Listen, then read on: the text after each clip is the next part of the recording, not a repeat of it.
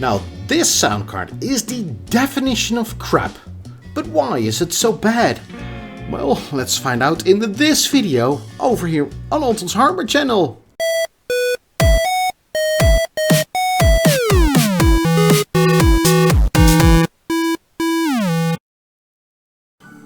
Well, hello there everyone and welcome to a new video over here on Untitled Hardware channel. Now this video is going to be about this sound card, and to tell you up front, so well, if you don't want to watch the whole video, please do. This is an extremely bad sound card. I got it from Amazon and it was way overpriced, but I was still wondering how good is it and what is it really? If you would look at the box information, which I'll get back to a bit later on, you would think that this is one of the best sound cards out there. I mean, it would even outclass, well, which one's the AE5, maybe even the STX. It is really a good sound card, at least on paper. And then I got the box, and then I found what, well, was really inside that really intrigued me and somehow really got me mad.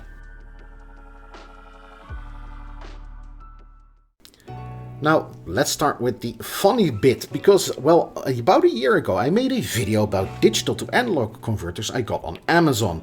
Now, these were all Chinese digital to analog converters, but they all had this, well, these marvelous names, like Your Music Dream by the Shenzhen Fly Dream Digital Technology Corporation. Now, that's what a company should sound like. And there was another box, and that one came with the Professional Digital Audio, create outstanding sound and transmit nature music. Now again, beautiful names, and this, well, box is sort of the same. Because this one is the best voice of China. And we're going to find out in this video if that's really true. But there is also some other information on the box that's really interesting. Now, if you're going to make a box for a sound card, may I advise you to at least get a good translator or even Google Translate, because some of the information on the box, well, is rather hard to understand.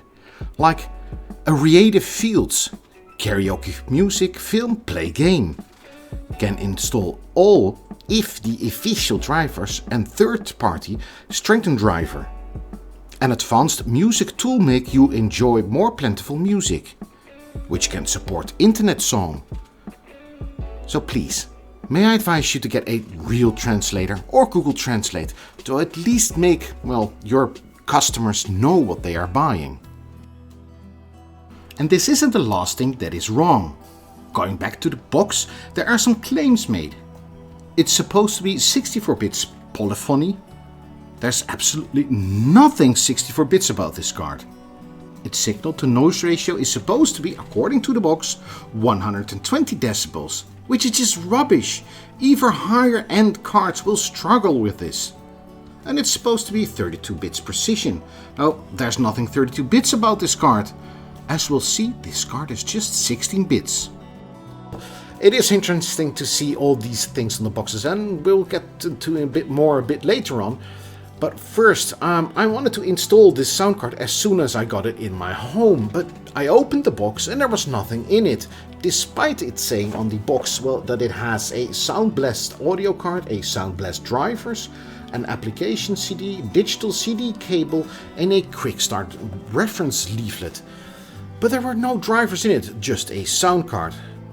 So I went to their website and tried to find their drivers, but I couldn't find any website that had these drivers. I mean, I couldn't even find the sound card online. And then I reread the box the back of the box, and it said the Runcian KX driver homes modified powerful driver. Now for most people that won't mean a thing, but the KX drivers was a project by some Russian guys to give legacy support of older creative sound cards to newer versions of Windows. So to put it mildly, I was getting a bit annoyed by this sound card. No drivers. The things they claim on the box were a bit mysterious, to put it mildly. So I took a close look at the sound card because I wanted to find out what is this sound card and what components are used. And this is what I found.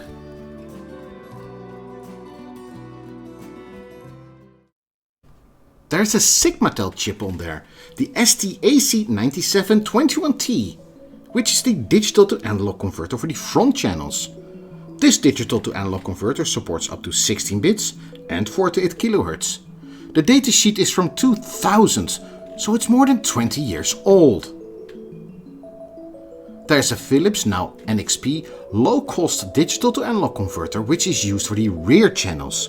It also supports 16 bits up to 48 kHz.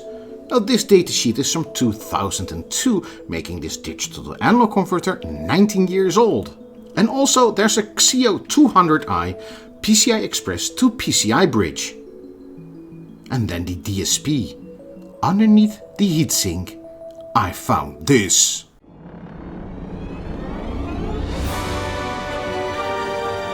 A creative EMU 10K1.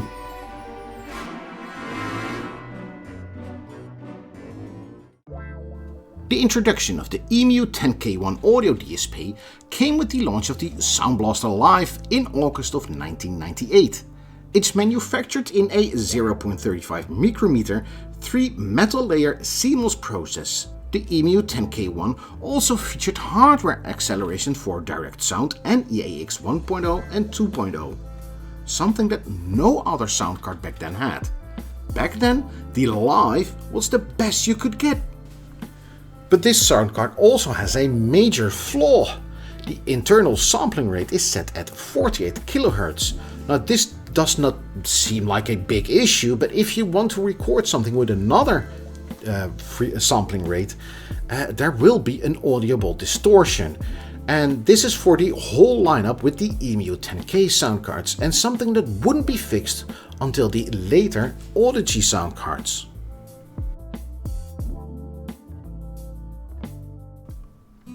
So in case you are wondering, what does the driver interface look like? Well, I've got it over here. Now this is the driver interface from the KX project.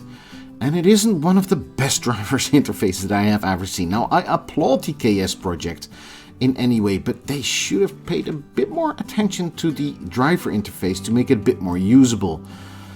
Because well, you have a speaker setup that well doesn't work here. If you want to choose the headphone presets are currently not supported. So I have to set it here to stereo only. And well, you can reroute the headphones to the center woofer mode. I have done this and it does work, so that's nice to see. But it's a bit complicated in how this functionality works.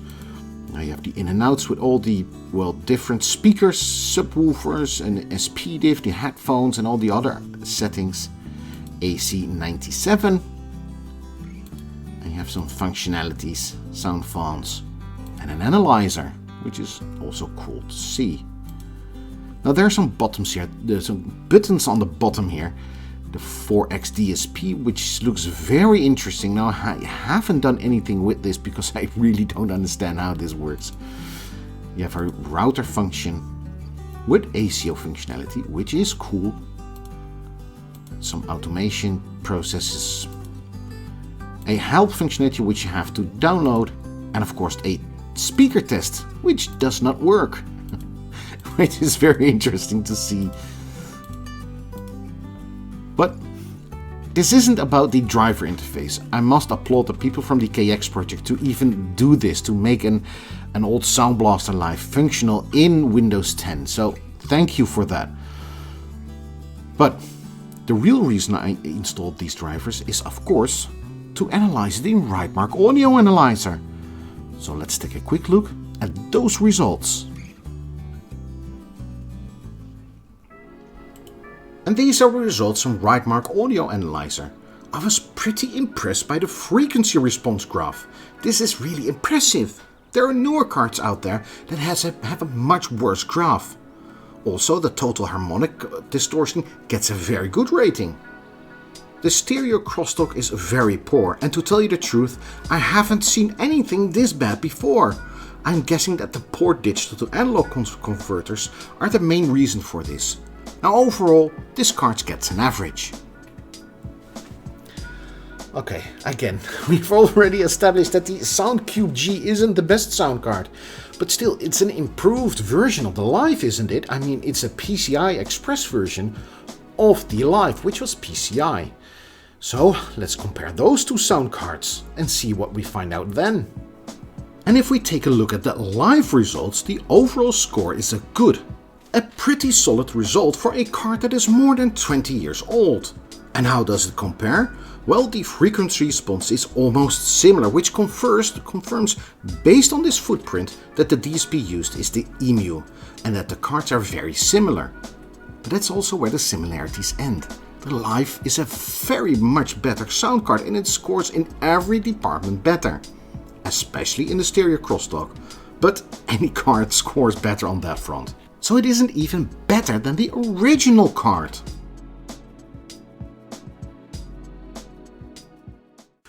Okay, I think we've now sort of established that the sound card isn't really that good, based on all the specifications and all the other things.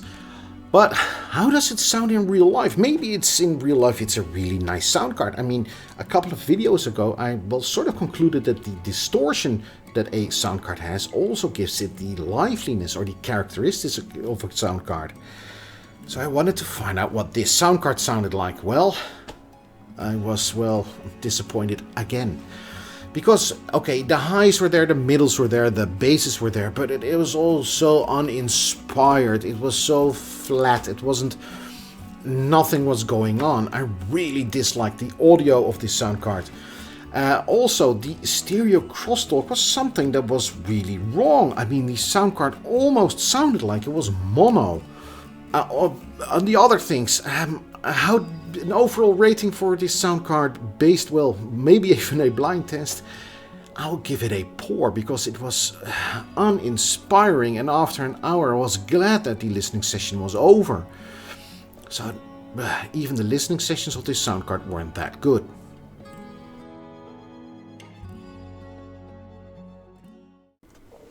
So, the best voice of China? Let's just hope that they have better voices in China than this one, because this is the definition of a crap sound card. And it is crap in every single way. First of all, that you need to use a modded driver from the KX project. Now, I have nothing against the KX project. I really applaud it. So you can use older, hardware in newer Windows versions. But just to provide someone with absolutely no driver support and then claim it is all my fault, it's not really fair, is it? Also, the listening sessions. I was glad that the listening session was over. The Rightmark audio analyzer results, those stereo crosstalk results, are one of the worst results I have ever seen. Not even in the last couple of months, no, ever have seen. It was just basically mono sound. So all of these things put together makes it that it's a really, really, really crappy bad sound card. People do not buy this one.